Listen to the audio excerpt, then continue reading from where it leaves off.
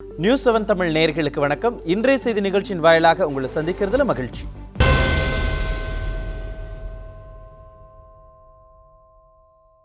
எதிர்வரக்கூடிய மக்களவை தேர்தலில் அதிமுக யாருடன் கூட்டணி வைக்க போகிறது அப்படிங்கிற கேள்விக்கு கூட்டணி பேச்சுவார்த்தை எல்லாம் பரம ரகசியமாக நடந்து கொண்டிருக்கிறது அப்படிங்கிற ஒரு பதில துணை முதலமைச்சர் ஓ பன்னீர்செல்வம் சொல்லியிருக்கிறாரு. அப்படி ரகசியமாக யாரோடு பேச்சுவார்த்தை நடத்தி கொண்டிருக்கிறது அதிமுக அப்படிங்கிற கேள்வியோடு தான் இன்றைய நிகழ்ச்சி பயணிக்க இருக்கிறது. அரசியல் விமர்சகர் ரவீந்திரன் துரைசாமி நீரார். வணக்கம். கூட்டணி யாரு கூட வைப்பீங்க, அதிமுக வைக்க போகிறது அப்படிங்கிற கேள்வி தொடர்ந்து அதிமுகவை சேர்ந்த அமைச்சர்கள், நிர்வாகிகள், ஒருங்கிணைப்பாளர்கள் கிட்ட வைத்துக் கொண்டே தான் இருக்கிறாங்க. இப்பதான் அடுத்த ஸ்டேஜுக்கு அவங்க வந்திருக்கிறாங்க. ரகசியமாக கூட்டணி பேச்சுவார்த்தை நடந்து கொண்டிருக்கிறது. அப்படி ரகசியமாக யாரோட தான் அதிமுக கூட்டணி பேச்சுவார்த்தையில் ஈடுபடுறாங்க? நேற்று பன்னீர்செல்வத்தை பேட்டியை நான் முழுமையாக நான் படித்தேன். மிக சிறந்த ஒரு மெச்சூர்டு பொலிட்டிஷியன் ஒரு பார்கெனிங் பண்ணுறதுக்கும் ஒரு கூட்டணி அமைப்பதற்கும் என்ன பேசணுமோ அந்த மாதிரி இந்த அளவுக்கு துல்லியமாக சிறப்பாக பேசியிருக்கிறார். ஒரு கட்சி நலன், கட்சியில் எந்த பிரச்சனையும் வராமல் அந்த அவரோட வார்த்தைகள் எப்படி இன்டர்பிரட் பண்ணாலும் யாரும் அவரை குறை சொல்ல முடியாத அளவுக்கு மிக சிறப்பான ஒரு பேட்டியை கொடுத்துருக்காரு. ஒரு நிமிஷம். இப்படிப்பட்ட பொலிட்டிக்கல் மெச்சூரிட்டி உள்ளவராக அரசியலில் பிடியை விட்டு கொடுத்தா சிக்கலாகும்னு தெரியாமல் அதிமுக சட்டமன்ற கட்சி தலைவர் பதவியை சசிகலாவுக்காக விட்டு கொடுத்தாரான்னு எனக்கே ஆச்சரியமாக இருக்குது. ஆனால் இந்த பேட்டி அந்த அளவுக்கு ஒரு மெச்சூர்டு வெரி கிளவர் பொலிட்டிஷியனோட ஒரு பேச்சாட்டு இருக்குது. சிறப்பாகவே பேசியிருக்கிறாரு.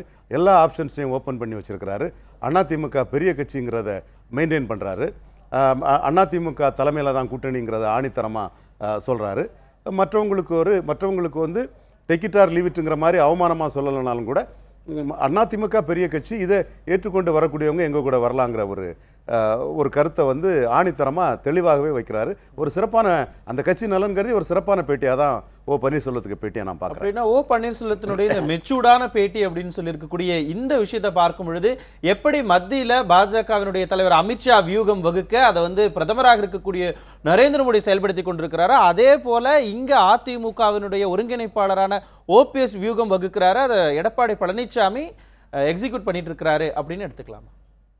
மோடிக்கு அமித்ஷா கட்சியில் சபார்டினேட்டு தான்.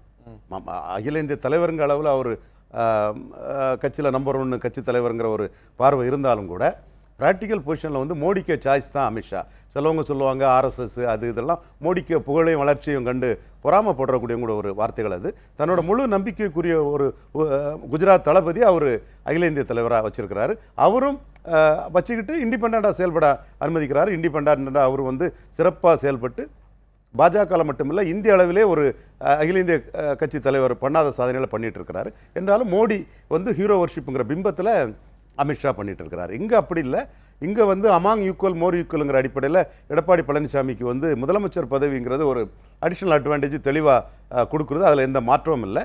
பட் கட்சியை பொறுத்தளவில் ரெண்டு பேருமே ஈக்குவல் ஸ்டேட்டஸில் தான் இருக்கிறாங்க. அவங்களுக்குள்ள ஒரு புரிதலோட அண்டர்ஸ்டாண்டிங்கோட செயல்படுறாங்க. காரணம் ரெண்டு பேருக்குமே பிரதான எதிரியாட்டு வெளி எதிரியாட்டு ஸ்டாலின் பிரதான எதிரியாட்டும் அதிமுகங்கிற வளையத்துக்குள்ள ஒரு எதிரியாட்டு தினகரனும் இருக்கிறதுனால அவங்க ரெண்டு பேரும் யுனைடடாக ஒருமித்த கருத்தோடு தான் செயல்படுறாங்க. அந்த ஒருமித்த கருத்துக்கு எந்த குந்தகம் விளைவிக்காத வகையில் தான் இவர் பன்னீர்செல்வத்தோட அந்த பேட்டி இருக்கு.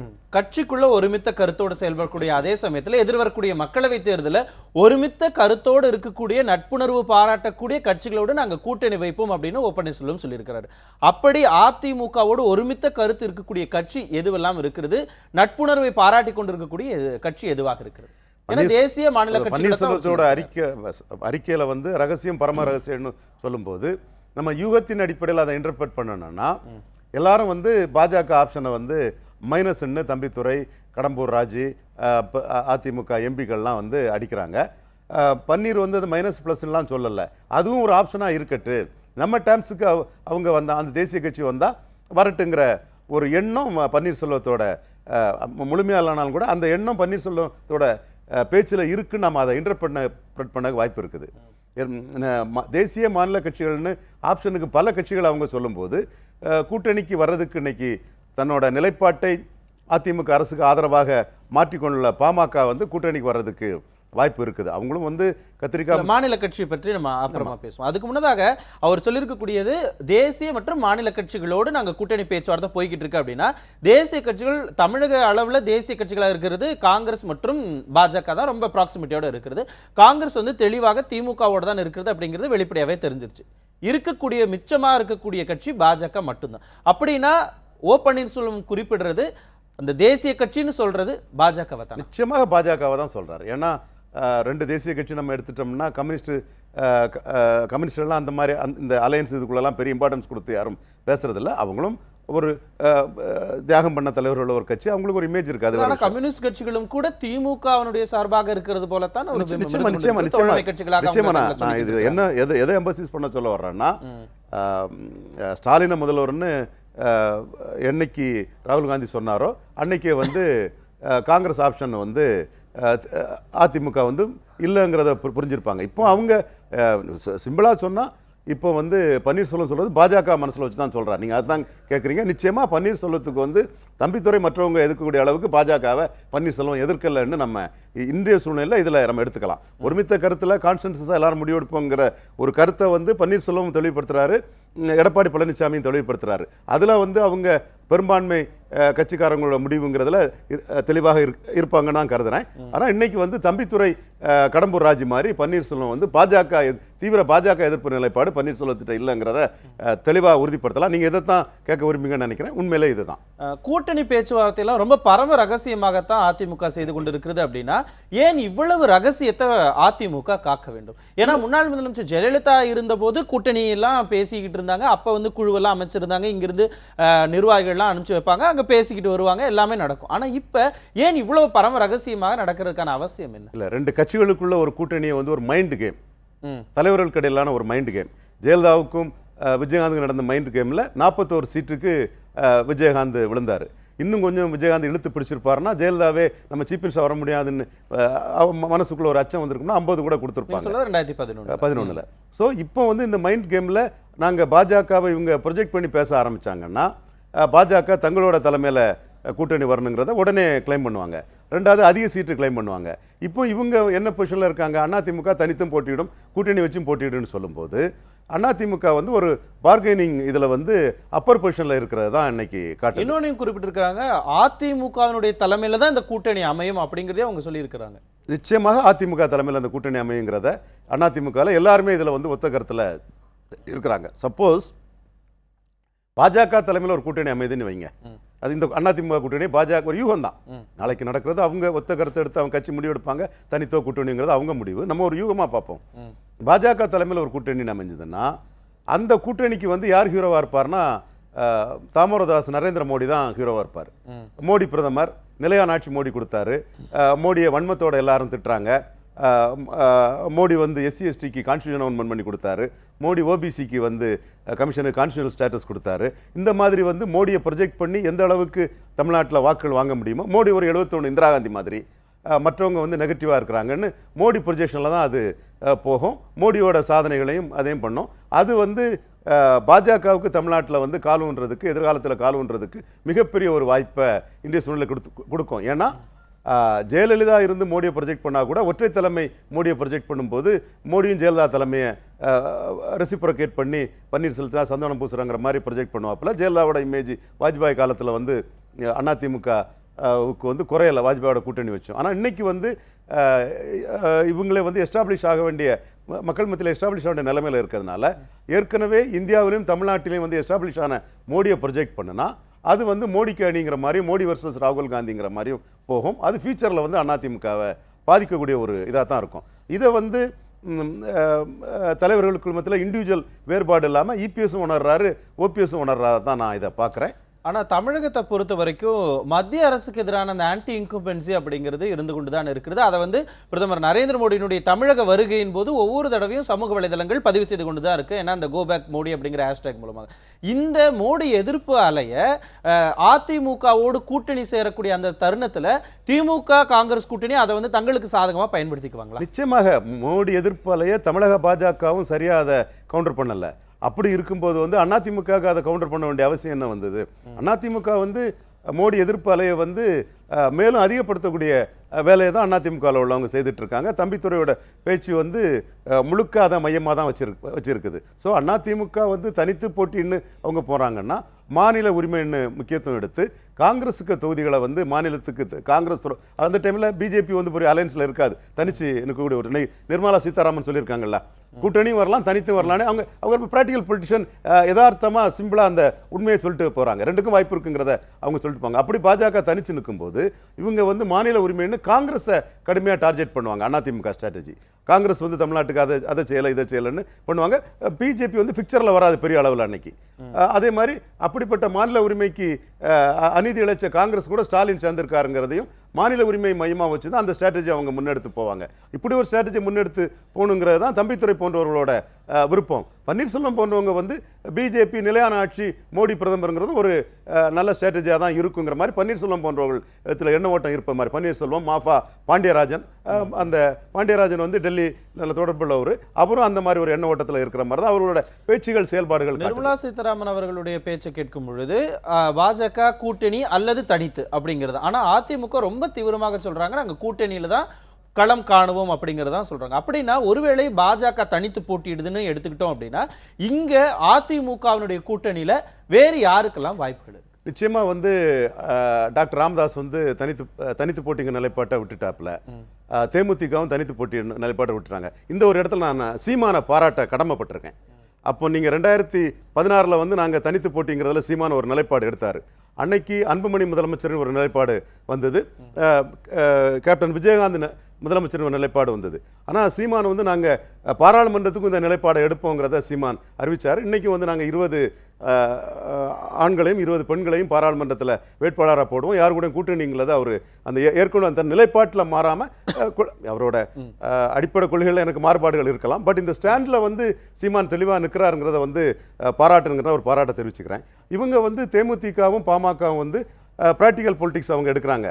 நமக்கு வந்து சட்டமன்றத்தில் தனித்து போட்டிட்டு வெற்றி வாய்ப்பு கிடைக்கல, சட்டமன்றத்தோட பெரிய 6 மடங்கு பகுதியான பாராளுமன்றத்தில் வந்து நாம் தனித்து வெற்றி பெற முடியாதுங்கிற யதார்த்த நிலைப்பாட்டுக்கு வந்து அன்புமணி ராமதாஸும் விஜயகாந்த் தரப்பும் வர்றாங்க. அவங்க வந்து கூட்டணி ஆப்ஷனை ஓப்பன் பண்ணியிருக்காப்புல. அப்படி அவங்க ஓப்பன் பண்ணும்போது ஸ்டாலின் எதிர்த்து விஜயகாந்தும் அன்புமணியும் தீவிரமாக நின்றதுனால அவர் ஸ்டாலின் எதிர்ப்பு கருத்தியலை முன்வைத்து அவர்கள் சட்டமன்றத்தில் களமாடியனால திமுக வந்து அவங்க மேலே விருப்பம் இல்லைங்கிறத தெளிவுபடுத்தியாச்சு. ஸோ அவங்களுக்கு வந்து இருக்க ஆப்ஷன் வந்து அதிமுக ஆப்ஷன் தான் அல்லது டிடிவி தினகரன் ஆப்ஷன். இந்த 2 ஆப்ஷன் தான் எதிர்ப்பு அப்படிங்கிற அந்த ஒற்றை புள்ளியை மட்டுமே ஒரு நாடாளுமன்ற தேர்தலில் தேமுதிகவும் பாமகவும் கருத்துல கொண்டிருப்பாங்களா? சட்டமன்ற தேர்தலில் ஸ்டாலினை ப்ரொஜெக்ட் பண்ணதுக்கு முன்னாடி அவங்க எடுத்தது வந்து ஒரு ராங் ஸ்ட்ராட்டஜின்னு தான் நான் கருதுறேன். அன்னைக்கு கருணாநிதி தான் ப்ரொஜெக்ட் ஆனார், பட் இவங்க வந்து ஸ்டாலின் நாளைக்கு தலைவராயிடக்கூடாது, கருணாநிதிக்கு பிறகு நாம தலைவராகணும், தப்பு இல்லை. எல்லாருக்கும் அப்படி ஒரு அரசியல் எதிர்பார்ப்பு தான் எல்லாரும் கட்சி நடத்துறாங்க, ஆட்சி பிடிக்கணும் எல்லாரும் கட்சியை நடத்துறாங்க. அன்புமணி தமிழ்நாட்டு ஒரு லீடர் ஆயிரணும், விஜயகாந்த் தமிழ்நாட்டில் ஒரு மாற்று சக்தி ஆயிருங்கிற போகும்போது ப்ரொஜெக்ட் ஆகாத ஸ்டாலினை குறி வச்சு அவங்க 2 பேருமே அட்டாக் பண்ணாங்க. அதோட விளைவு தான் வந்து இவங்களை அழைப்பது எங்கள் சுயமரியாதைக்கு இழுக்குங்கிற அளவுக்கு திமுக சொல்றாங்க எங்களோட நட்புணர்வோடு இருக்கக்கூடிய கட்சிகளோடு தான் நாங்க கூட்டணிக்கு போவோம் அப்படிங்கிறாங்க. ஆனால் தேமுதிகவோ பாமகவோ அதிமுகவோடு நட்பு பாராட்டுறதை நம்ம பார்க்கவே முடியலையே. ஆனால் தொடர்ந்து அறிக்கைகள் மூலமாக பாமகவும் பேட்டிகள் மூலமாக தேமுதிகவும் அதிமுக விளாசி கொண்டு தான் இருக்கிறாங்க. இல்லை, பாமக ஓரளவு டைலூட் பண்ணி தான் ஆகும். தேமுதிகவும் பாமகவும் அதிமுகவோடு நட்பு பாராட்டி கொண்டு தான் இருக்கிறாங்களா? இதில் வந்து ஃபர்ஸ்ட்ல நம்ம பாமக பார்ப்போம். மேகதாது விஷயத்தில் வந்து மாநில உரிமைங்கிறதுல அதிமுக தெளிவாக நிற்குது, பாஜகவை எதிர்த்து தான் நிற்குது. அவங்க வந்து காங்கிரஸை சொல்லும்போது எங்களுக்கு எத்தனையோ பிரச்சனை இருக்கும்போது வந்து காங்கிரஸ் எங்கே கூட தமிழ்நாட்டுக்காக நின்றுச்சாங்கிறத கேள்வியை தம்பித்துறை கேட்குறாரு.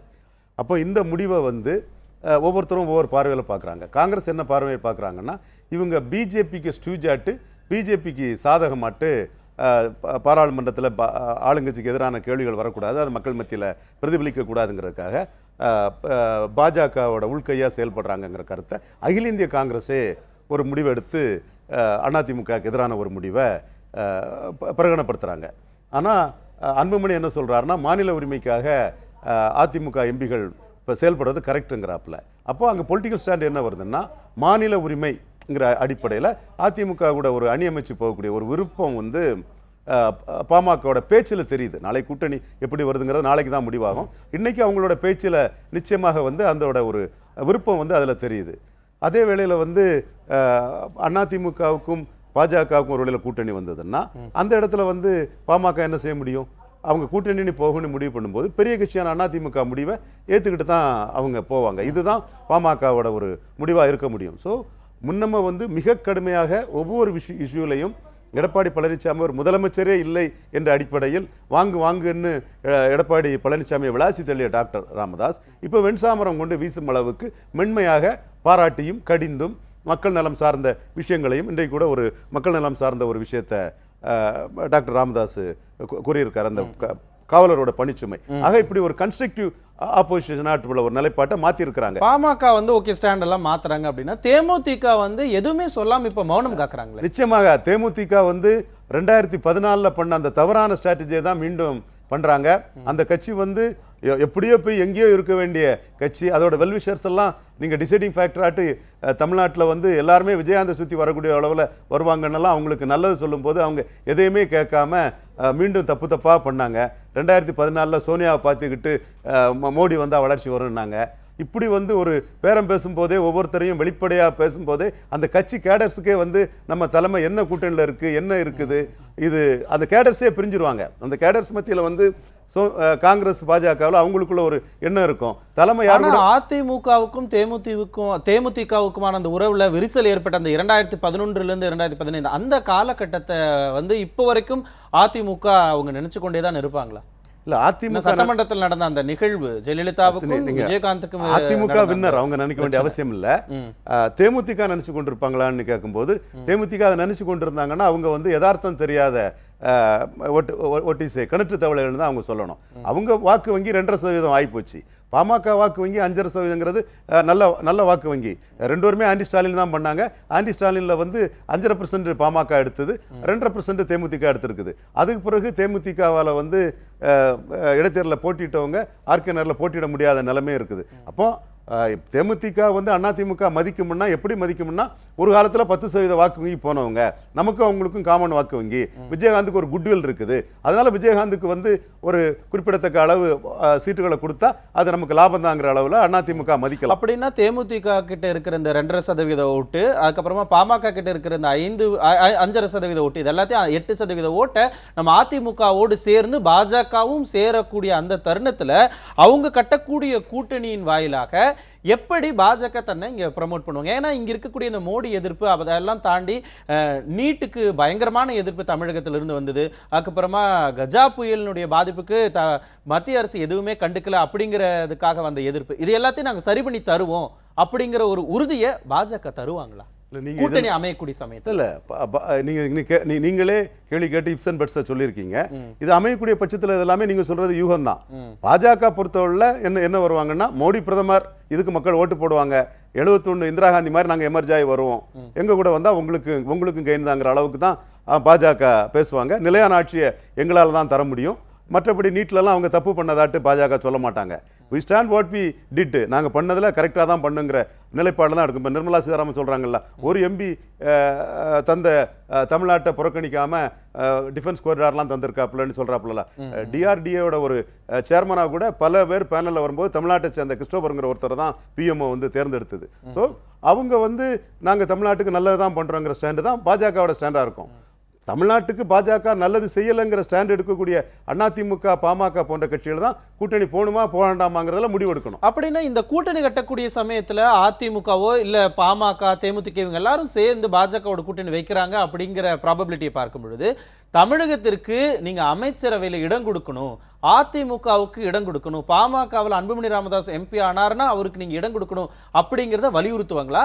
அதை பாஜக உறுதி செய்வாங்களா? இல்லை, அது வந்து நீங்க ஓப்பனா அதை உறுதிப்படுத்தினா அமைச்சர் பதவிக்கு தான் இப்படி பண்ணுறாங்கன்னு பேர் கிடும். அதை வெளிப்படையாக எந்த கட்சியுமே அதை சொல்ல மாட்டாங்க. சொன்னால் பப்ளிக்கில் அது இமேஜ் கெடுங்கிறனால உள்ளுக்குள்ளே சொல்லுவாங்க, ப்ராமிஸ் பண்ணுவாங்க. நான் உறுதியாக நம்புகிறேன். இந்த ப்ராமிஸ் எல்லாம் தான் ஓ பன்னீர்செல்வம் சொல்லக்கூடிய அந்த ரகசியமா? 2014 நான் சொல்கிறேன், பாமகவுக்கு வந்து ஒரு எம்பி ஜெயித்தால் நாங்கள் மந்திரி சபையில் இடம் கொடுப்போம்னு தான் தமிழக பாஜக சொல்லியிருப்பாங்க. எப்படியாவது சொல்லி கூட்டணி கொண்டு வரணுங்கிறது தான் முயற்சி. அரசியலில் வந்து இமீடியட் பெனிஃபிட் தான் அரசியலில் முக்கியம். இமீடியட் பெனிஃபிட்டுங்கிறது சீட்டு, அது தொடர்பான விஷயங்கள். ப்ராமிஸுங்கிறது நாளைக்கு நிறைவேற்றலாம், நிறைவேற்றாமலும் போகலாம். பட் ஒரு கூட்டணி கொண்டு வரக்கூடிய முயற்சியில் மந்திரி ஆக்கிடுவோம், கேபினட் மினிஸ்டர் தருவோம்லாம் ப்ராமிஸ் பண்ணத்தான் செய்வாங்க பிஹைண்ட் த சீன். ஆனா பாஜக தன் மீது இருக்கக்கூடிய அந்த எதிர்ப்பு மனநிலையை என்ன அடிப்படையில இங்க தமிழகத்திலிருந்து விலக்கி அதிமுக மற்றும் மற்ற கட்சிகளோடு இங்க கூட்டணி கட்டுவாங்க? பாஜக எதிர்ப்பு மனநிலைங்கிறது வந்து தமிழ்நாட்டில் இருக்குது, எல்லா கட்சிகள்கிட்டையும் இருக்குது. பாஜக அதை அப்படி இருக்குங்கிறத அக்செப்ட் பண்ணியிருக்கா எங்கேயாவது? இல்லையா. நிர்மலா சீதாராமன் நாங்கள் தமிழ்நாட்டுக்கு நல்லது பண்ணுறோன்னு தானே கிளைம் பண்ணுறாங்க. ஸோ அவங்க கிளைம் வந்து தமிழ்நாட்டுக்கு நாங்கள் நல்லது தான் பண்ணுறோம். ஒரு சில எங்கள் எதிர்ப்பாளர்கள் வந்து தமிழ்நாட்டில் எல்லா கருத்தியலையும் அடித்து முறியடித்து ஏறி நின்று டாமினேட் பண்ணுறாங்கங்கிறது தான் அவங்களோட நிலைப்பாடாக இருக்கும். நிச்சயமாக வந்து பாஜக எதிர்ப்புங்கிறத பாஜக அக்செப்ட் பண்ணிட்டு போகாது. அவங்க வந்து நாங்கள் சரியாக தான் பண்ணுங்கிற கிளைமை தான் அவங்க வைப்பாங்க. அவங்களோட அந்த பிளேம்ஸை குற்றச்சாட்டை வந்து அவங்களோட இன்னொரு நேரடி போட்டியாளர்னா காங்கிரஸ் மேலே தள்ளிட்டு தான் போவாங்க. பட் அதே வேளையில் பாஜக எதிர்ப்புங்கிறது இன்னைக்கு தமிழ்நாட்டில் கொழுந்து விட்டு எல்லா கட்சி மத்தியிலையும் பாஜக எதிர்ப்பு தமிழ்நாட்டில் இருக்கு அப்படின்னு சொல்லக்கூடிய அந்த தருணத்தில் பாஜகவே சொல்றாங்க நாங்கள் தனித்தே தமிழகத்தில் போட்டியிடுவதற்கான வாய்ப்புகள் இருக்குன்னு நிர்மலா சீதாராமன் அமைச்சர் சொல்றாங்க. ஆனா தொடர்ந்து எங்களுக்கு எந்த இடத்துலையுமே எதிர்ப்பே கிடையாது, எங்க போனாலும் மக்கள் எங்களை வரவேற்கிறாங்க அப்படின்னு சொல்லி முதலமைச்சர் எடப்பாடி பழனிசாமி சொல்லிக் கொண்டிருக்கிறார். ஏன் அதிமுக 2014 ஜெயலலிதா எடுத்த அந்த ஸ்ட்ராட்டஜி மோடியா லேடியா அப்படிங்கிற ஸ்ட்ராட்டஜியை இப்ப கையில் எடுக்கிறதுக்கு தயங்குறாங்களா? இல்ல மோடியா லேடியாங்கிற ஸ்ட்ராட்டஜி ஜெயலலிதா எடுக்கிறது கூட கம்பல்ஷன்ல தான் எடுத்தாங்க. ஸ்டாலின் வந்து பிஜேபியும் அதிமுக ஒன்று, மோடிக்கு ஆளு தான் ஜெயலலிதா, பிஜேபிக்கு தேர்தல் அறிக்கையும் ஜெயலலிதாவுக்கு தேர்தல் அறிக்கையும் ஒரே மாதிரி இருக்குங்கிற மாதிரி எல்லா கூட்டத்திலும் தேர்தல் அறிக்கை காட்டி பேசிட்டு இருந்தாப்புல. அப்படி இருக்கும்போது கிறிஸ்டின் முஸ்லிம்ஸ் வந்து திமுக சைடு போயிருவாங்கங்கிற ஒரு சிச்சுவேஷன் வரும்போது ஃபைனலா ஜெயலலிதா மோடியா லேடியாங்கிற அந்த இதை இப்ப இருக்கக்கூடிய சிச்சுவேஷனும் அதே தானே இருக்கு. மத்திய அரசினுடைய அடிவருடியாக அதிமுக இருக்கிறது அப்படிங்கிற விமர்சனத்தையும் எதிர்க்கட்சி வைக்கிறாங்க. இந்த விமர்சனத்தை முறியடிக்கிறதுக்காக மோடியா எடப்பாடியா அப்படிங்கிற ஒரு ஸ்லோகனை எடப்பாடி பழனிசாமி அவர்கள் வைப்பாரா? நான் கூட பல முறையை சொல்லும் போது வந்து எடப்பாடி என்ன முடிவெடுப்பாருங்கிற ஒரு இது தெரியாத போது எல்லாரும் எடப்பாடி இப்படிதான் முடிவெடுப்பாருன்னு சொல்லும்போது அவர் வந்து சூழ்நிலை தக்கன தன்னோட கட்சிக்கும் தனக்கு என்ன லாபம்னு பார்த்து முடிவெடுப்பாருங்கிற கருத்தை சொல்லும்போது மோடியா எடப்பாடியாங்கிற எடப்பாடி கேள்வி கேட்கலாங்கிற மாதிரி ஒரு இதை சொன்னேன். ஆனால் திமுக காங்கிரஸ் வந்து இன்னைக்கு கூட்டணியாக இருக்குது. அன்னைக்கு ஜெயலலிதா மோடியா லேடியான்னு கேட்கும்போது திமுக காங்கிரஸும் ஒன்றா இல்லை, தான் வந்து மோடிக்கு ஒரு போட்டியாளருங்கிற அளவுக்கு தன்னை தகவமைத்து கொண்டு அந்த கேள்வியை வந்து கிறிஸ்டின் முஸ்லீம் ஓட்டுக்காக ஜெயலலிதா அன்னைக்கு கேட்டாங்க. இன்னைக்கு வந்து திமுக காங்கிரஸ் ஒன்றா இருக்கிறதுனால எடப்பாடி பழனிசாமி தரப்பு வந்து பாஜகவோட கூட்டணி வைக்கலன்னாலும் கூட நேரடி எதிரான ஸ்டாலின் கூட காங்கிரஸ் இருக்கிறனால பாஜகவை கடுமையாக எதிர்க்காம ஒரு சாப்ட் இந்துத்துவ ஓட்டுகளும் தங்கள் பக்கம் வர வேண்டுங்கிற மாதிரி தான் ஒரு வியூகம் அமைப்பாங்களே தவிர டைரக்டாக மோடியை வந்து எடப்பாடி வந்து எதிர்த்து போகிறதுக்குள்ள வாய்ப்புகள் வந்து பேசக்குள்ள வாய்ப்புகள் வந்து குறைவு. ஆனால் இஷ்யூ பேஸ்டா அப்படி சூழ்நிலை தான் இஷ்யூ பேஸ்டா தமிழகத்துக்கு என்னென்ன இதெல்லாம் நடக்கலைங்கிறத சொல்லுவாங்களே தவிர டைரக்டாக தனிப்பட்ட முறையில் மோடியை எதிர்க்க மாட்டாங்க. மேலும் மோடி இந்தியாவில் மீண்டும் பிரதமராக வருவாங்கங்கிற ஒரு தோற்றமும் இருக்கும்போது ஒரு ப்ரூடன்ட் பொலிட்டிஷியன்ஸ் வந்து எதுக்க மாட்டாங்க. ஜெயலலிதா அப்போ பண்ணது இம்ப்ரூவ்டான்னு சொன்னா மக்கள் பார்வைக்கே விட்டாங்க. கண்டிப்பா நம்ம அரங்கத்தில் இருந்துட்டே இவ்வளோ விஷயங்கள் எல்லாம் நம்ம அலசி கொண்டு இருக்கிறோம். ஆனா கூட்டணி கட்ட போற அதிமுகவும் பாஜக உள்ளிட்ட கட்சிகள்லாம் இதை விட இன்னும் நிச்சயமாக யோசிப்பாங்க. அந்த ரகசியம் எல்லாம் இன்னும் சில நாட்கள் தான் இருக்குது. அதிமுக இன்னைக்கு தான் அவங்களுடைய தரப்புல இருந்து விருப்ப மனுக்களை எல்லாம் வாங்குறாங்க. என்ன அந்த ரகசியம் எப்ப கசிய போகுது அப்படிங்கிறத பார்க்கறதுக்கு தமிழகம் காத்து கொண்டு இருக்குது, நம்மளும் காத்து கொண்டு இருப்போம். அரங்கத்திற்கே வந்து கருத்துக்களை பகிர்ந்து மிக்க நன்றி. இதோடு இன்றைய நிகழ்ச்சி நிறைவேற்றலாம். தொடர்ந்து இணைந்தீர்கள் நியூஸ் 7 தமிழோடு.